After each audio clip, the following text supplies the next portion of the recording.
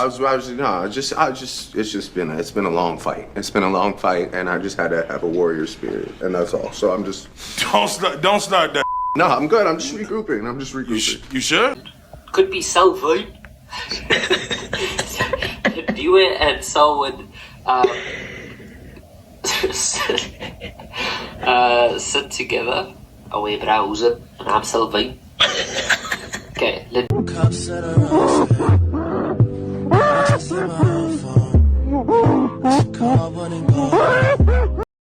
Okay, let's unpack this. We're doing a deep dive into Chapter 3, and we're focusing squarely on the character Greg Owen.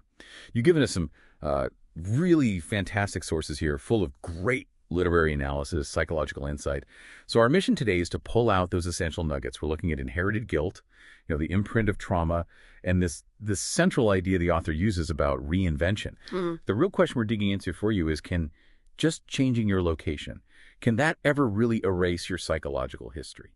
It's such a pivotal chapter for Greg. He's actively trying to build a new life, but the whole structure of the narrative, it immediately throws up all these challenges, both internal and external, to that whole idea of a clean slate. The author isn't really interested in a simple escape story. It's more about showing the mechanics of consequence. So we really have to look at how the setting changes, but the character, deep down, is still haunted. And the novel makes that so painfully clear right from the get-go. The haunting begins immediately. We start in Beaufort West. It's supposed to be this, a transition point, a quick stop before the big move to Stellenbosch. Yeah. But it just goes wrong. Instantly, Greg walks into a B&B, and within minutes, the source notes point out, some woman just casually asks him about his father's court case. And just like that, his whole attempt at a quiet, anonymous, fresh start just collapses. It's a brilliant opening and brutal. It's not some big dramatic confrontation. It's just casual, but that's what makes it so effective. It forces Greg to realize that his father's scandal is now public domain. People can Google it. They remember it. It's permanent. The novel is basically telling us that the media attention has fundamentally changed who he is in the eyes of the world. No matter how far he drives, that inherited guilt is right there in the passenger seat. Exactly. And that flash of anger we see from him is so important. It's not just that she asked a nosy question. It's the realization that the world sees him as the son of the accused, not just as Greg Owen, that public judgment is now, fused to his identity. It's totally inescapable. Completely. And if you think about the bigger context here, the media storm, the social disgrace, that small moment in Beaufort West is a literary reminder. It's saying that moving towns doesn't erase databases. It doesn't erase collective memory. It's a kind of perpetual social surveillance. And for him, it's just got to be exhausting. So if Beaufort West is screaming his past at him, where does he go to quiet that noise? He heads to Stellenbosch. And it's set up as the total opposite, right? This clean, structured place that promises some kind of psychological shield. It represents the possibility of reinvention. It represents the promise of it, yes, the structural promise. But we already know from that very first interaction that any clean slate he finds is going to be incredibly fragile. The author creates this deliberate contrast. You have the emotional chaos of his past on one hand, and on the other, this architectural and social order that Greg is desperate to create in his new life. And you see that desperation for order reflected right away in his new apartment. The novel really slows down to detail the place, almost like Greg himself is finding comfort in how solid and real it is. We hear about the balcony, the fact that it's surprisingly spacious, fully furnished. It all speaks to this immediate, stable comfort he hasn't had since the scandal blew up. The apartment is definitely more than just housing. It's a psychological anchor for him. And look at the details the author gives us. They're almost clinical. Yeah. Dark kitchen cupboards, the new double bed, a dark wooden desk. This whole environment is controlled. It's orderly. It's a visual metaphor for the internal discipline Greg wants to achieve. The sources really hit on this perfectly. The setting is a symbolic reset button, but a very superficial one. It's a curated emptiness. I like that. It's clean, organized, everything has a place. It's such a sharp contrast to the emotional chaos of his recent past. Even the bathroom, it's stylish but simple. It reflects that craving for, just routine and normality. It suggests that if he can just control his physical space, maybe he can start to control the turmoil inside. And this focus on the physical setting also hints at something else, a sort of socioeconomic reality. Greg isn't moving into some rundown room. He has a degree of comfort, a stability, so it makes you wonder, is the clean slate he's looking for something he's genuinely earned psychologically, or is it just a privilege of his circumstances. That's a really interesting layer. Okay, so moving from his physical space to his social space, he's immediately pulled into a new world. We meet Chloe Adams, and this relationship is, it's instantly significant. She's confident, she's direct, and she just sort of absorbs him into her circle with Kiana and Liz Maury. It's almost too fast. Oh, it is too fast. Yes. And the author really emphasizes that proximity, doesn't he? Greg is at number 7, Chloe's at number 5. They're literal neighbors, but Chloe immediately starts pushing for an emotional proximity, too. And then you get that moment of forced connection where Chloe basically says she's going to be his girlfriend. It's played off as lighthearted, but you have to stop and ask. Is Greg's reaction a sign of healing?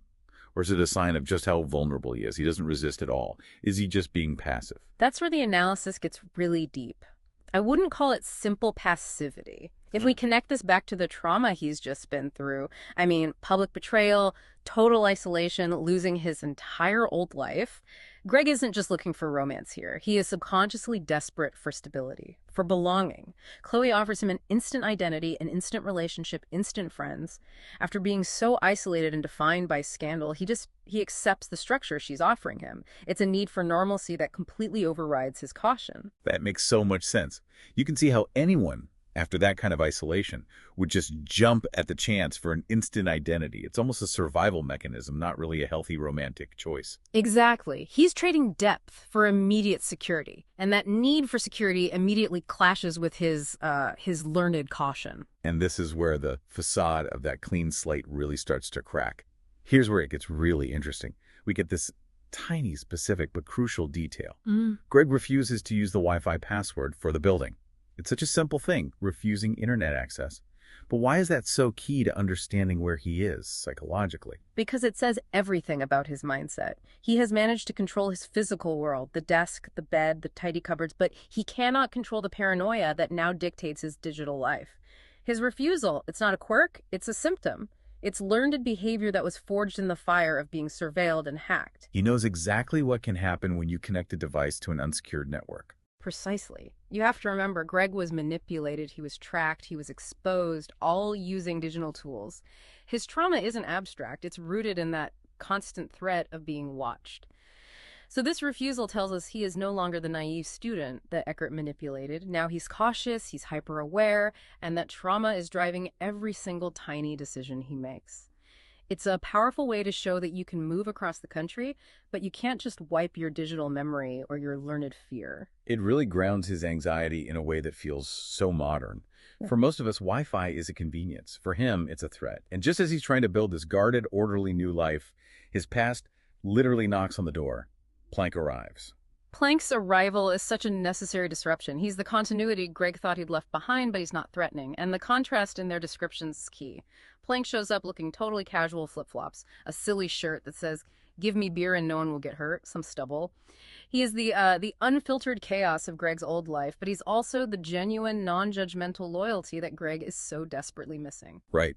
Planck's presence shows him that not everyone is out to judge him, but the conversation almost immediately turns to old wounds. They start talking about his ex-girlfriend, Nicole. It's a necessary bridge back to the consequences that are still unfolding. The sources point out that Greg explains how Nicole's father forbade him from seeing her after the scandal broke. And this is a crucial detail. It shows the collateral damage. The scandal didn't just ruin his academic life or his legal standing.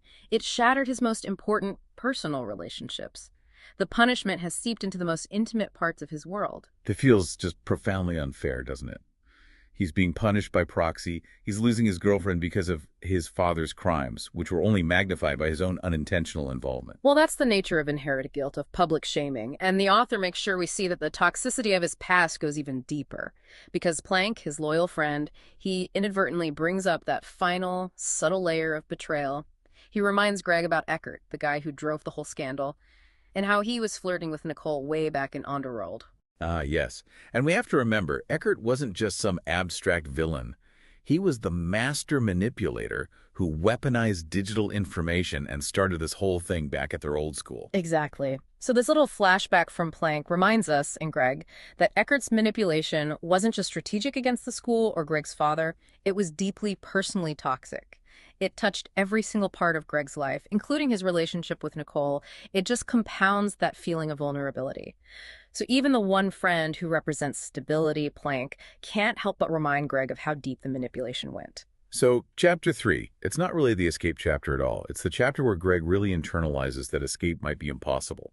The physical space is orderly, the social life is immediate, but his mind is still completely governed by suspicion and trauma. What's so fascinating here is how the author dedicates this entire chapter to psychological depth, to character shaping. It's all about the mechanics of betrayal, of suspicion, of loss. There's no big action sequence. It successfully establishes Greg as this character who's defined by these pressures, and at the same time, it introduces new relationships that are immediately going to test the novel's central question. Is it true escape even possible, or is this new life in Stellenbosch just an illusion that's waiting to collapse? The key insight here for you, the learner, is really in that contrast.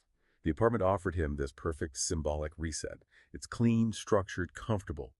And yet, the character immediately refuses the most basic form of modern connection, the Wi-Fi.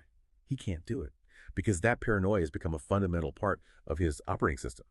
So if a person can meticulously control every inch of their physical space, organize every cupboard and desk, but they can't let go of that hyper-awareness that betrayal taught them, where does the real work of reinvention actually begin? Does it start with setting boundaries with others, or does it start with finally trusting yourself enough to let down that shield? Something to think about as Greg steps deeper into this new, very complicated social world.